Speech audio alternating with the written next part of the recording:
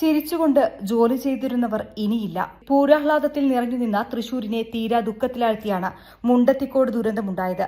തൊഴിലാളികൾ ചിരിച്ചും കളിച്ചും പാട്ടുപാടിയും വെടിമരുന്ന് നിർമ്മാണത്തിൽ ഏർപ്പെടുന്നതിന്റെ ദുരന്തത്തിന് മുൻപുള്ള ദൃശ്യങ്ങൾ പുറത്തു വന്നിട്ടുണ്ട്.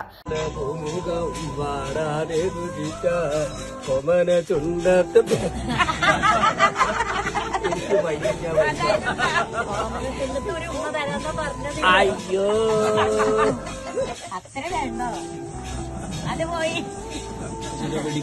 പൂരത്തോടനുബന്ധിച്ചുണ്ടാകുന്ന നാലാമത്തെ വെടിക്കെട്ട് അപകടമാണ് ഇന്നലെ നടന്നത്. തൃശൂർ പൂരം അപകടങ്ങളിലെ ഏറ്റവും ഉയർന്ന മരണസംഖ്യയും ഈ അപകടത്തിലാണ്. 1978 അപകടമാണ് ആദ്യത്തേത്. പൂരം പ്രധാന വെടിക്കെട്ടിനിടെ കുഴിയമിട്ട് ലക്ഷ്യം തെറ്റി കാഴ്ചക്കാർക്കിടയിലേക്ക് തെറിച്ചുണ്ടായ അപകടത്തിൽ 8 പേർക്കാണ് ജീവൻ നഷ്ടമായത്. 2004 തിരുവമ്പാടി വിഭാഗത്തിന്റെ ലൈസൻസി കുണ്ടന്നൂർ സുന്ദരൻ വെടിക്കെട്ട് അപകടത്തിൽ മരിച്ചു.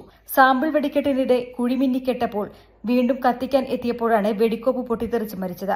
2006 മെയ് 4 പാറമേക്കാവ് വിഭാഗത്തിന്റെ വെടിക്കെട്ട് സാമഗ്രികൾ സൂക്ഷിച്ച പാടുകാട് ആനപ്പറമ്പിലുണ്ടായ സ്ഫോടനത്തിൽ 7 പേരാണ് മരിച്ചത്.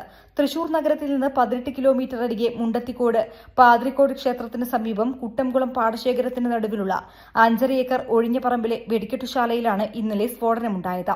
ആദ്യം തുടർച്ചയായ 2 വൻ സ്ഫോടനങ്ങളാണ് ഉണ്ടായത്. കിലോമീറ്ററുകളോളം അകലേക്ക് ശബ്ദം കേട്ടു. ഭൂകമ്പമാണെന്ന് കരുതിയ നാട്ടുകാർ പരിഭ്രാന്തരായി. പിന്നീട് പൊട്ടിത്തെറികൾ.